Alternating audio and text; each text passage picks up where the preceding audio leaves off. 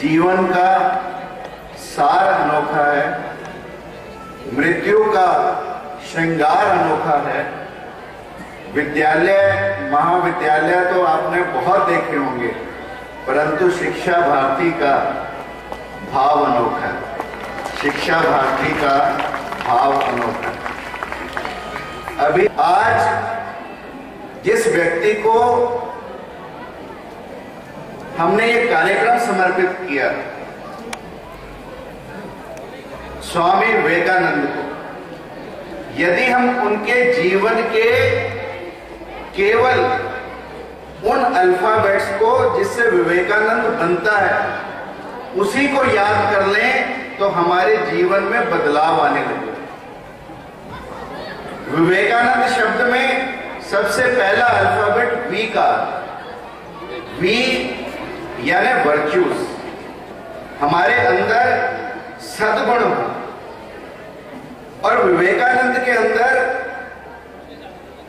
सबसे बड़ा सद्गुण क्या था?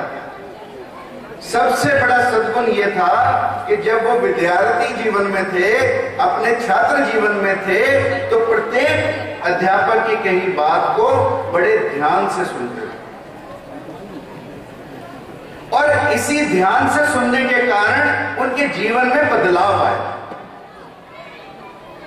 प्रोफेसर हेस्टी उनको एक बार पढ़ा रहे थे वर्ड्सवर्थ का एक्सकर्शन, और पढ़ाते पढ़ाते उन्होंने बताया कि वर्ड्सवर्थ जब कविता लिखते थे तो अपनी भाव समाधि में चले जाते थे। और ऐसी ही भाव समाधि उन्होंने बताया कि दक्षिणेश्वर में रामकृष्ण परमहंस के अंदर देखने को मिलती है। बस इतनी सी बात प्रोफेसर हेस्टी की कि ये भाव समाधि रामकृष्ण परमहंस के अंदर देखने को मिलती है, उसको पकड़ लिया, अपने जीवन की सीढ़ी बना लिया और नरेंद्र से विवेकानंद बन गए। यह है अपने अंदर ध्यान से बातों को सुनने की क्षमता जो स्वामी विवेकानंद के अंदर थी, और जिसको हमें भी अपने अंदर जीवन में पालन करना चाहिए। क्योंकि बच्चे में यदि ध्यान नहीं है, बच्चा यदि अटेंटिव नहीं है क्लास में, तो अध्यापक कितना ही अच्छा पढ़ाए वो कुछ पा नहीं सकता। दत्तात्रेय ने अनेकों गुरु धारे, उनमें चील, कुत्ते, गधे।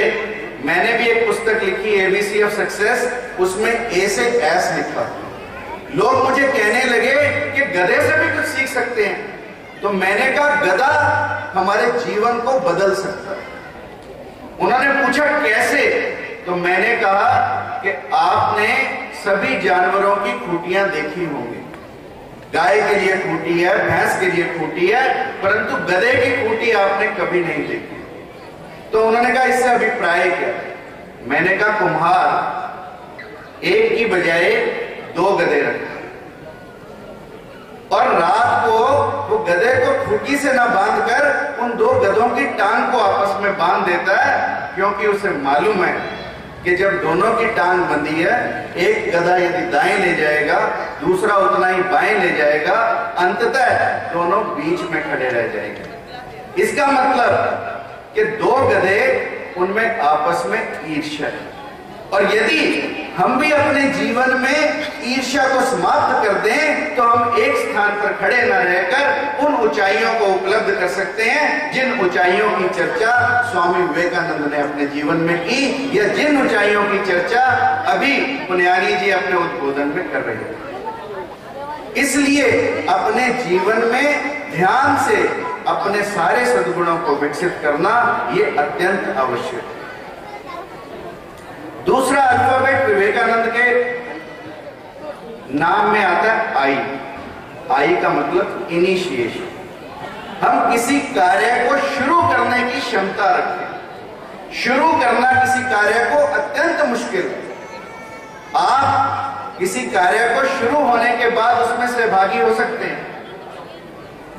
रेलगाड़ी का इंजन जब रेल को खींचता है तो शुरू में जितनी उसकी एनर्जी लगती है, रेल को भगाने में नहीं लगती। इसलिए हम अपने जीवन में कोई नया कार्य करें, किसी नए कार्य की शुरुआत करें, तभी हमारा जीवन सफल और सार्थक हो सकता है। विवेकानंद ने अपने जीवन में क्या विवेकानंद ने अपने जीवन में सबसे पहली शुरुआत अपने विद्यार्थी जीवन में की, खेल में ध्यान को कैसे लगाया, खेलते खेलते अपने आप को ध्यानवस्थित कैसे किया जाए, ये विवेकानंद के जीवन से हम सीख सकते हैं।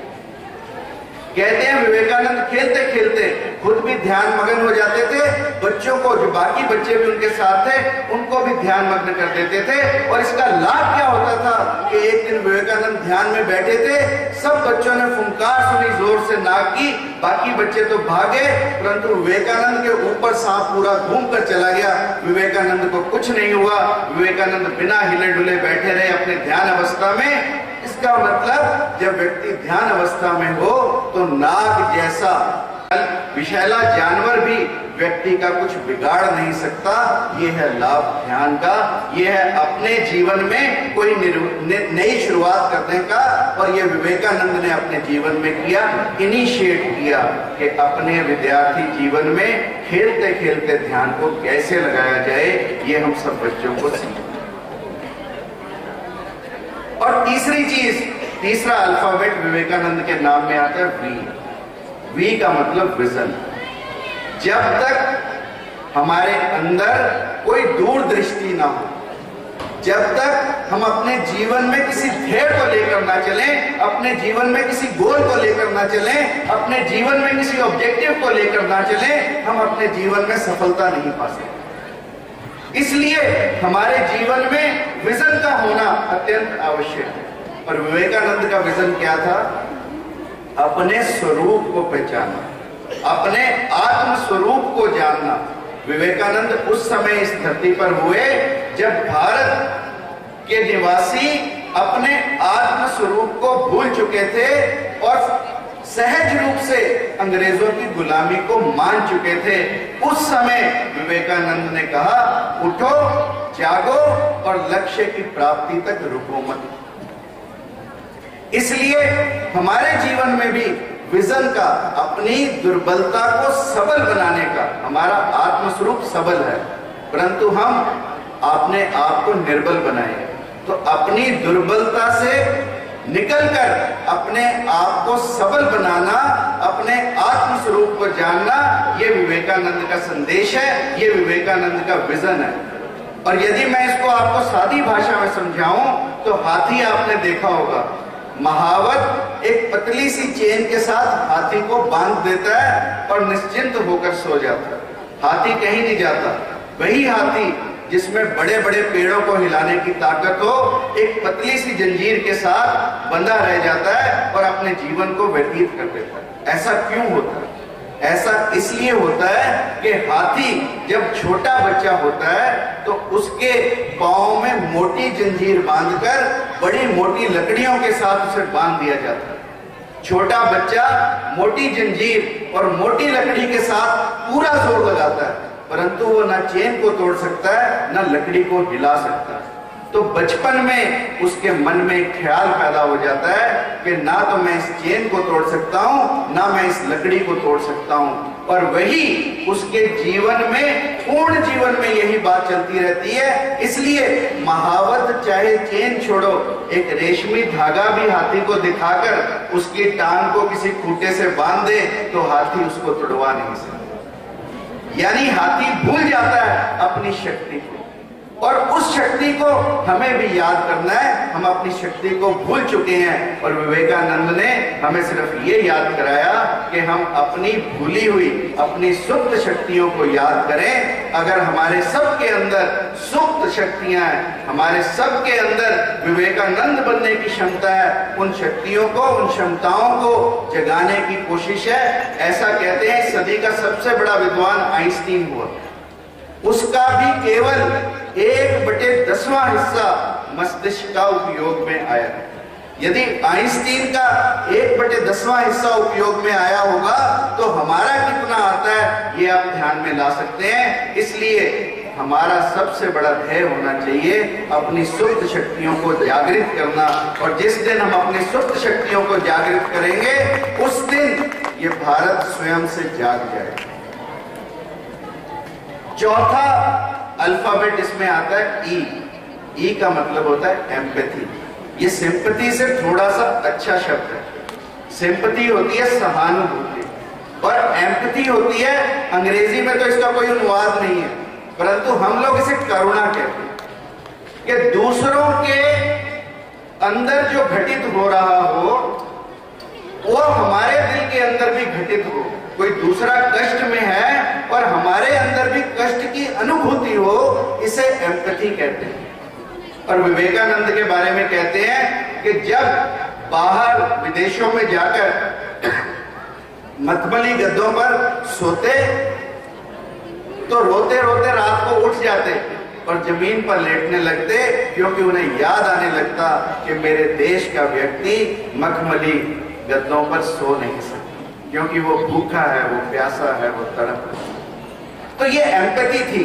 कहते हैं एक दिन स्वामी जी अपने मठ में अचानक कमरे में रात को 2 बजे उठे और मठ के बरामदे में घूमने लगे और अपने दिल पर हाथ रखे थे। लोगों ने कहा शायद इन दिल का दौरा पड़ा हो, और जो लोग थे उन्होंने सबसे पूछा स्वामी जी आपको कोई तकलीफ है? तो स्वामी जी ने कहा मुझे तो कोई तकलीफ नहीं है, परंतु इस दुनिया में कुछ ना कुछ अशुभ कहीं ना कहीं घटित हुआ। और सुबह जब लोगों ने खबरें सुनी तो फिजी में ज्वालामुखी फटा था। ऐसी करुणा हमारे अंदर पैदा होनी चाहिए जैसी विवेकानंद के अंदर थी, कि दुनिया में कुछ भी अप्रिय, कुछ भी अशुभ घटित हो तो हम भी व्यथित हो।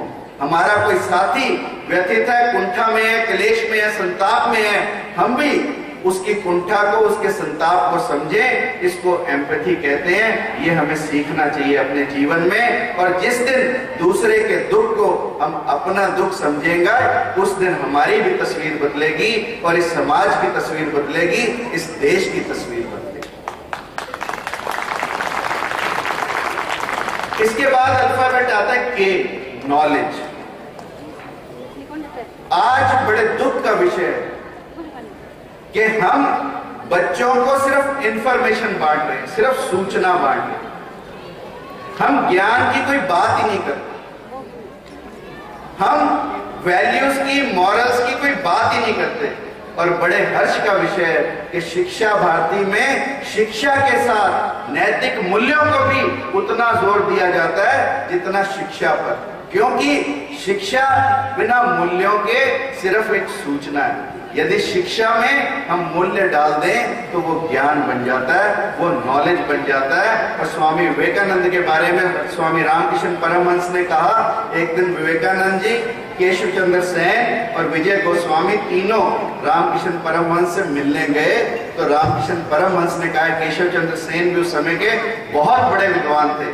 रामकृष्ण परमहंस ने कहा कि केशव चंद्र सेन के अंदर जो एक दिया जल रहा है, ऐसे 18 दिए विवेकानंद के अंदर जलते हैं। तो हमारा ज्ञान ऐसा होना चाहिए जैसे स्वामी विवेकानंद का ज्ञान था। अन्यथा कुंजियों से पढ़कर बहुत लोग पास हो जाते हैं, डिग्रियां बहुत लोग ले लेते हैं, परंतु डिग्री लेना हमारा लक्ष्य नहीं होना चाहिए। हमारा लक्ष्य होना चाहिए कि हमारे जीवन के अंदर कोई ना कोई क्रांति घटित हो, और जिस दिन वो क्रांति घटेगी उस दिन हमारा जीवन बदलेगा। और ऐसी क्रांति कहां से घटित हो सकती है? जब हमारी शिक्षा में मूल्य हो, शिक्षा से हमें नॉलेज मिले और हम स्वामी विवेकानंद जैसे चरित्रों को याद करें। उसके बाद ए शब्द आता है, ए अल्फाबेट। ए का मतलब एटीट्यूड, हमारी सोच। हमारी सोच जीवन में हमेशा सकारात्मक। ऐसा रिसर्च बताती है कि जब हम बच्चे को पैदा करते हैं, जब बच्चे को बड़ा करते हैं, तो 10 वर्ष तक बच्चे को माँ बाप और टीचर, अध्यापक 1.5 लाख बार ना कह चुके होते। जो बच्चा अपने जीवन के पहले 10 साल में 1.5 लाख बार ना सुन चुका हो, वो बच्चा अपने जीवन में कभी सकारात्मक सोच नहीं रख सकता। इसलिए शिक्षा का यह भी उद्देश्य है कि हम बच्चे को हमेशा ये ना कहें मत कर मत कर मत कर। माँ बाप भी यही कहते हैं मत कर मत कर मत कर।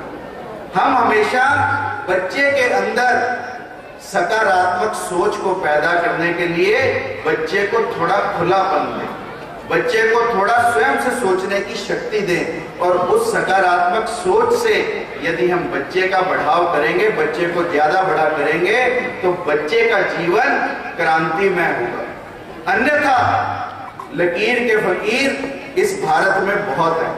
लकीर के फकीरों की इस भारत में कमी नहीं है, तोतों की इस भारत में कमी नहीं है। यदि इस भारत में कमी है तो वो स्वामी विवेकानंद जैसे लोगों की, जिनके अंदर आत्म क्रांति घटित हुई हो, जो लोग अपने अंदर का दिया जलाए बैठे हो और उस अंदर के दिए से हमारे अंदर भी कुछ ना कुछ रोशनी पैदा हो। और बड़े अत्यंत हर्ष का विषय है कि शिक्षा भारती जैसे स्कूल में जहां हम शिक्षा की बात करते हैं, वहां हम मूल्यों की भी बात करते हैं, वहां हम नैतिकता की भी बात करते हैं। लोग कहते हैं ये शिक्षा का आध्यात्मिकरण। मैं कहता हूं बिना अध्यात्म के कोई शिक्षा हो ही नहीं सकती। और स्वामी विवेकानंद ने भी ऐसा कहा। स्वामी विवेकानंद ने कहा शिक्षा वो जो हमारे अंदर की आत्मा को परमात्मा में बदल दे। शिक्षा वे नहीं जो हमें डिग्री धारक बनाए, शिक्षा वे जो हमारे अंदर की सबलता को बढ़ाए, हमारे अंदर के हमारे आत्म स्वरूप से पहचानने के लिए जो हमें प्रेरित करे, वह शिक्षा। इसलिए हमारा एटीट्यूड हमेशा सकारात्मक होना चाहिए। और फिर आता है एन का मतलब नोबल, अनूठा। लोग कहते हैं विवेकानंद में ऐसा अनूठा क्या था। मैं कहता हूं विवेकानंद ने कभी धर्म की बात ही नहीं की। उनके लिए सबसे बड़ा धर्म था नारायण की सेवा, दीन दरिद्र की सेवा। यदि इस भारत में सबसे पहले धर्म की व्याख्या सेवा से किसी ने जोड़ी तो वो स्वामी विवेकानंद ने थी। और हमें भी, चाहे हम बच्चे हैं चाहे हम बड़े हैं, अपने जीवन को सेवा कार्यों में लगाना चाहिए। जब हम अपने आप को सेवा कार्यों में लगाएंगे तो हम स्वयं से अनूठे हो जाएंगे।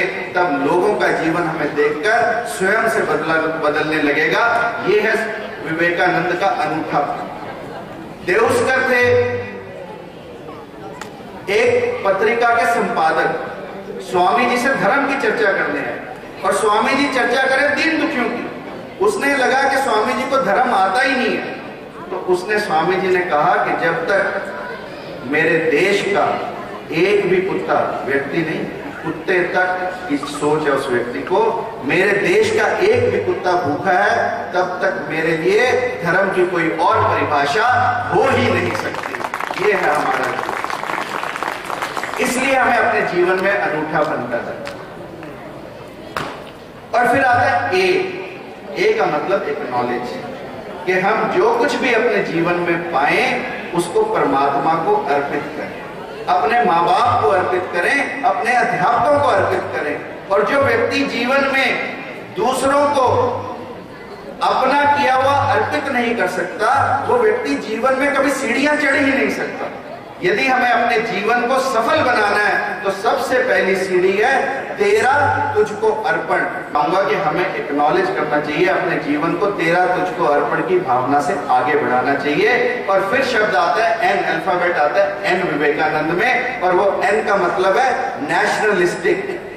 हमें अपने जीवन को राष्ट्रीयता से भरना है। हमारे जीवन में राष्ट्र प्रेम हो, हमारे जीवन में राष्ट्र आराधना हो, तभी हमारा जीवन कुछ ना कुछ सार्थक हो सकता है। स्वामी विवेकानंद जब विदेश से भारत की धरती पर उतरे तो पत्रकारों ने पूछा, स्वामी जी आप पश्चिम में इतनी सुख सुविधाओं में रहे हैं, अब भारत में आकर आपको कैसा लगता है? तो स्वामी जी ने कहा कि जब मैं पश्चिम में था तब तक मैं भारत से प्यार करता था, और अब पश्चिम में रहने के बाद जब भारत लौटा हूं तो मैं अपनी भारत माता की पूजा करने लगा हूं, क्योंकि वहां रहकर मुझे पता लगा कि भारत माता क्या है, भारत माता पूजनीय है। अब इस भारत माता का प्रत्येक कण मेरे लिए तीर्थ का स्थान है। ऐसी नेशनैलिटी हमारे अंदर होनी चाहिए, ऐसी राष्ट्रीयता हमारे अंदर होनी चाहिए कि देश पहले हम बाद में, तभी हम अपने जीवन को बदल सकते हैं, अन्यथा हम अपने जीवन को बदल नहीं सकते। और अंतिम बात डिजायर एंड डिटर्मिनेशन, विवेकानंद का आखिरी अल्फाबेट डी, डी का मतलब डिजायर एंड डिटर्मिनेशन, यानी हमारे अंदर एक इच्छा शक्ति होनी चाहिए और संकल्प होना चाहिए। जिस दिन हमारे अंदर किसी भी कार्य के लिए इच्छा शक्ति होगी या संकल्प होगा, उस दिन हमारा जीवन बदलने लगेगा। लोग कहते हैं चींटी से ज्यादा ताकत चूहे में होती है, चूहे से ज्यादा ताकत बिल्ली में, बिल्ली से ज्यादा ताकत कुत्ते में, कुत्ते से ज्यादा ताकत शेर में, और शेर से ज्यादा ताकत हाथी में। कोई मुझे पूछे, या स्वामी जी ने जिसका जवाब दिया था कि सबसे ज्यादा शक्ति किसी चीज में होती है, तो वो संकल्प में होती है। यदि हम अपने जीवन में संकल्प पैदा करेंगे, ऐसा संकल्प स्वामी विवेकानंद ने पैदा किया, समुद्र में छलांग लगा दी इस देश की चिंता करने के लिए, और 3 दिन तक बिना खाए पिए उस शिला पर बैठे रहे जो आज विवेकानंद शिला स्मारक है। सिर्फ इस देश की दशा और दिशा के बारे में चिंतन किया। ऐसी संकल्प शक्ति यदि हम अपने अंदर पैदा करेंगे, स्वामी जी कहते हैं, संस्कृत, आखिरी उदाहरण, स्वामी जी संस्कृत की शिक्षा लेने के लिए, पाणिनि व्याकरण को जानने के लिए एक शिक्षक के पास गए। शिक्षक ने पहला सूत्र पढ़ाया, स्वामी जी को 3 दिन तक समझ में नहीं आया। शिक्षक ने यह सोचा कि स्वामी जी की बुद्धि बहुत कम है, परंतु जब शिक्षक ने थोड़ी सी डांट लगाई तो स्वामी जी 3 दिन बिना खाए पिए बैठे रहे। पहला सूत्र तो क्या, 3 दिन के बाद पूरी पाणिनि की व्याकरण अपने संकल्प से अपने शिक्षक को सुना दी। ऐसे संत को आज का हमारा ये कार्यक्रम समर्पित है। उस संत को मैं वंदन करता हूँ और उनको इस सार्धशती समारोह में अपनी भावभीनी श्रद्धांजलि भी देता हूं। और आप सब ने मुझे इतने प्यार से बुलाया, इतने प्रेम से बुलाया, इतने आदर से बुलाया। आप सबके भीतर बैठे विवेकानंद को प्रणाम करता हूं। और अंत में सिर्फ इतनी सी बात कहना चाहता हूं, महज हंगामा करना मेरा मकसद नहीं, महज हंगामा करना मेरा मकसद नहीं। मेरी कोशिश है ये सूरत बदलनी चाहिए। तेरे सीने में हो कि मेरे सीने में हो, कहीं भी आग लेकिन आग होनी चाहिए, हो कहीं भी आग लेकिन आग होनी चाहिए। इन्हीं शब्दों के साथ आपने मुझे इतने ध्यान से सुना, आप सबका बहुत बहुत धन्यवाद। और शिक्षा भारती स्कूल एवं प्रबंधन और शिक्षकों का सबका बहुत बहुत धन्यवाद कि उन्होंने मुझे बुलाया और आप सबसे रूबरू होने का मौका दिया। Thank you very much.